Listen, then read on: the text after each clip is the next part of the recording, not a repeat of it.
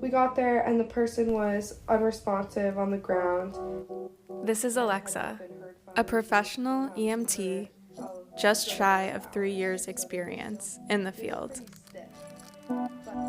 At that point, I recognized the person as in more of an objective way as a body, and I had to do the procedure that I know rather than connecting to like the humanness of the person, because they really are just a body at that point. You can work the code and get them back. I'm able to really like dissociate from that, I guess. For her, procedure and detachment are at the core of how she navigates this job. But yeah, I don't know. For me, I've never found things like that to be super emotionally impactful, which I think makes me really well suited for medicine. I'm not heartless. Before Alexa pursued her current career path, she was running her own business, known as Products of Eye. She was selling handmade blown glass pieces she designed and created herself. Bored of work and looking for a new challenge, she enrolled in a basic EMT course at a local community college. She felt empowered by the knowledge of how to provide emergency care, but felt she didn't really know anything because she hadn't worked and practiced.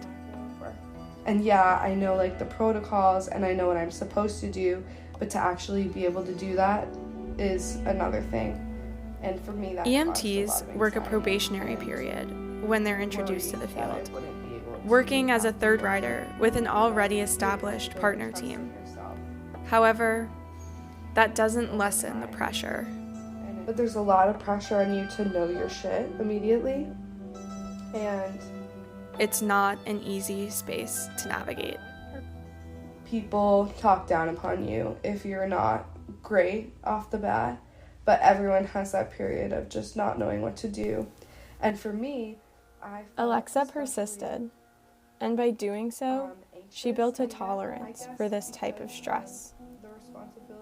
Even the first year or longer, you're just so uncomfortable in a situation until you actually have practiced that exact situation before. So it's really, you really gain experience by practicing those skills for a long period of time. Her training and trust in herself are second nature. And it's crazy. Now I feel like I have quite a rhythm to it. If there's an emergency, like I just act right away. Although Alexa has the emergency procedures down to a rhythm and a healthy mindset to navigate tense scenes, moments of emotional connection can be challenging. These typically appear for her when handling domestic violence calls. But you know that they're definitely going through more and they're in a really bad situation, but you can't do anything about it.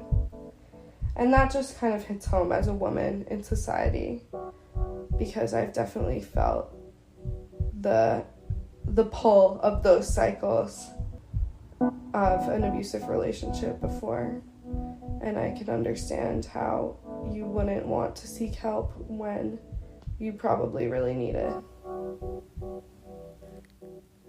Protocols, procedures, and practice fall short in the face of the complexity of human emotions.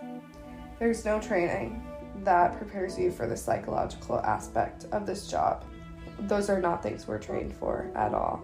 But it takes a lot of skills to learn how to like talk to people and like de-escalate situations, and also have the coping mechanisms to deal with those really intense scenes. In spite of the fact there is no training for this kind of emotional and mental labor, she perseveres. Alexa is able to emotionally disconnect in order for her job to be done. Her dedication to helping people and her personal growth have transformed the way she thinks about life. it's part of why I love it. We get to see so many things that no one else sees. I'm definitely more mindful of the value of my life. For the Soundplay podcast in Salem, Massachusetts, I'm Nina.